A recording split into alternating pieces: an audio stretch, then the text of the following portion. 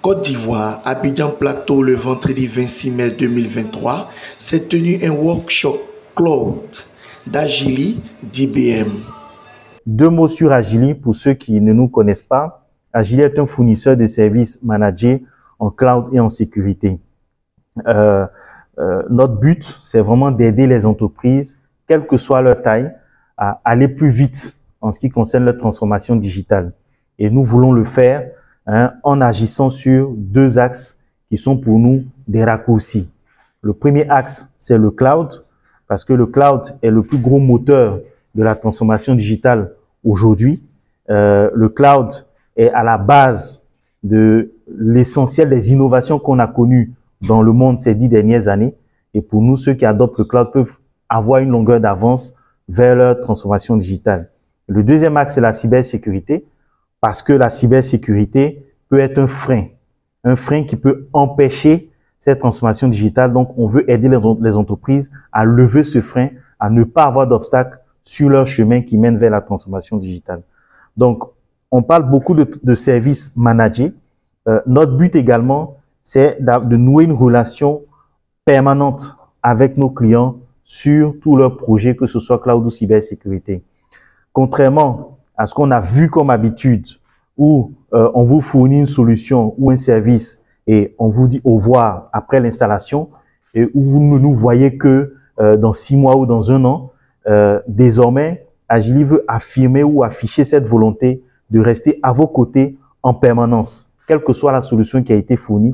Donc, de vous aider à gérer la solution, de vous aider à la superviser tout en réglant les problèmes qui se posent et vous aider également à faire évoluer vos systèmes une fois qu'ils ont été mis en place. Donc, cette notion de service manager traduit justement cette volonté d'accompagnement permanent sur les solutions qui sont mises en place dans vos entités. Donc, sur ce, je vais laisser la parole à Ifejo là.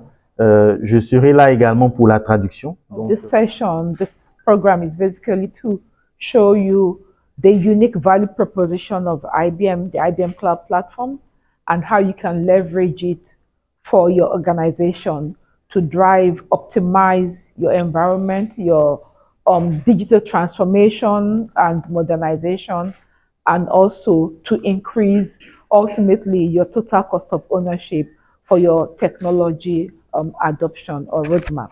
And these are the things I'm just going to talk about first, the challenges that are typical of organizations like yours today. What are they dealing with? How is IBM Cloud responding to those challenges? And then how do you begin to engage in your roadmap or your journey, migration to the cloud? And then, of course, the business value of IBM Cloud, and some of the examples of our customers that are already using IBM Cloud and what they're doing with it. Et donc, ce qu'elle vient de dire, c'est que le cloud, c'est surtout un état d'esprit.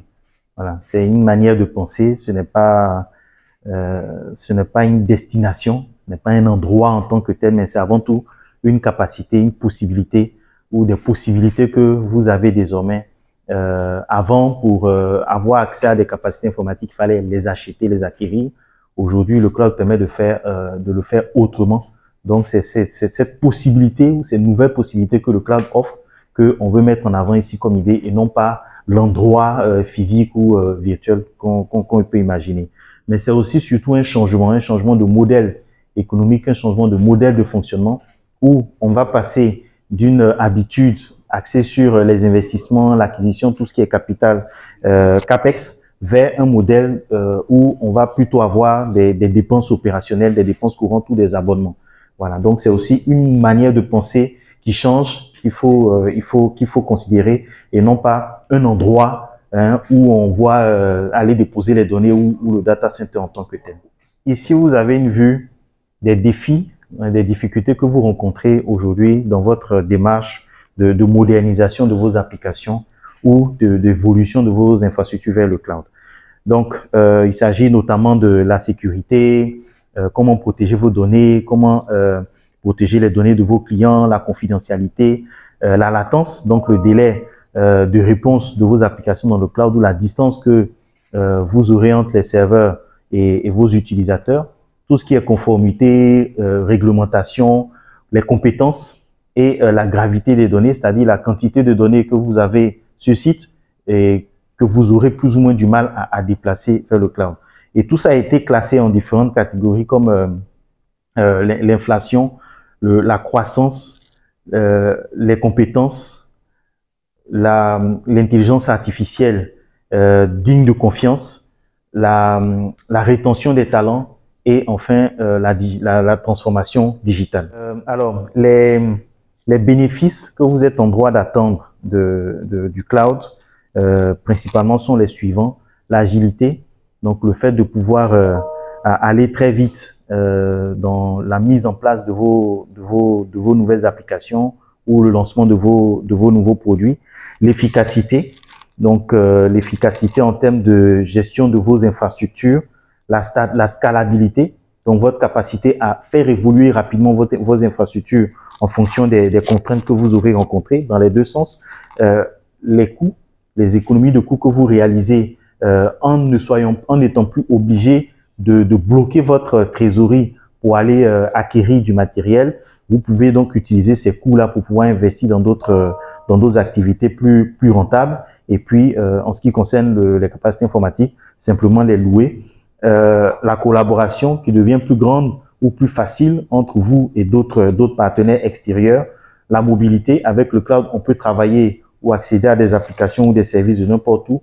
Et enfin, la sécurité en termes de protection de vos données, protection de vos infrastructures et des données de vos clients. Ok, donc le deuxième pilier de la stratégie cloud IBM, c'est l'open source. IBM est le premier contributeur et le premier promoteur du développement de l'open source, avec notamment qui s'est matérialisé par l'acquisition de Red Hat, l'un des plus gros acteurs du monde de l'open source aujourd'hui. Et donc, IBM est capable de vous garantir que vous pouvez apporter ou déployer n'importe quel type d'application ou de technologie dans son cloud, ce qui n'est pas forcément le cas de certains fournisseurs cloud où vous êtes limité en termes de système ou bien de capacité.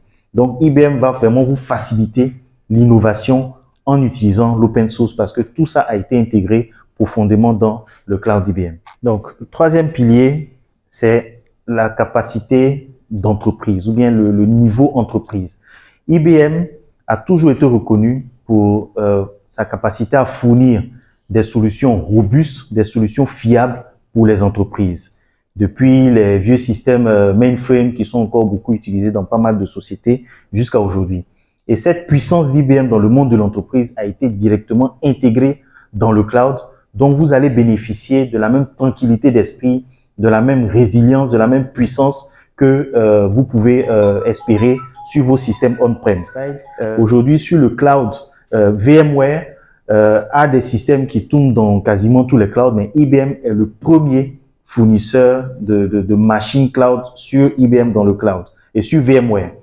IBM est également le premier en termes de puissance de calcul fournie à travers des machines cloud, c'est-à-dire le niveau de capacité où vous êtes capable d'aller dans le cloud, que ce soit en bare métal ou en machine virtuelle. IBM a le plus haut niveau de capacité comparé aux autres fournisseurs cloud. Le plus large choix d'options en termes de services cloud auxquels vous pouvez accéder. Et la particularité, c'est que toutes ces options possibles sont intégrées les unes avec les autres. Donc, depuis la gestion des machines cloud publiques classiques, le cloud dédié où vous pourrez avoir des serveurs physiques dans lesquels vous allez pouvoir déployer des machines virtuelles dédiées dans une infrastructure dédiée, les clouds privés, le bare métal, les serveurs virtuels VMware, les conteneurs, les plateformes en tant que service ou les applications sans serveur. Tous ces services-là sont directement intégrés les uns par rapport aux autres et présentent le plus large choix que dont vous pouvez bénéficier dans un cloud public. Parce qu'en termes de coût, IBM est justement le cloud le moins cher, le plus optimal et celui qui est le plus prédictif possible en termes de facturation. Tous ceux qui ont utilisé Azure pourront en témoigner. Difficile de prédire combien va vous coûter un serveur quand vous êtes en train de le commander. Entre le prix annoncé et le prix final, il y a une très grande différence. Chez IBM, ce n'est pas le cas. Le prix affiché est le prix final parce que tout est inclus. Il n'y a aucune facturation supplémentaire. Ce qui fait que IBM est justement adapté aux entreprises qui n'ont pas beaucoup de budget et qui veulent vraiment optimiser leurs coûts. Depuis le NIST, ISO 27001, FedRAMP, CSA pour Cloud Security Alliance. Vous voyez plusieurs logos de la défense ou de la sécurité nationale de plusieurs États. Donc, pour vous dire que IBM respecte quasiment tous les standards les plus élevés, les plus exigeants et probablement un niveau un peu au-dessus de la plupart des autres fournisseurs cloud.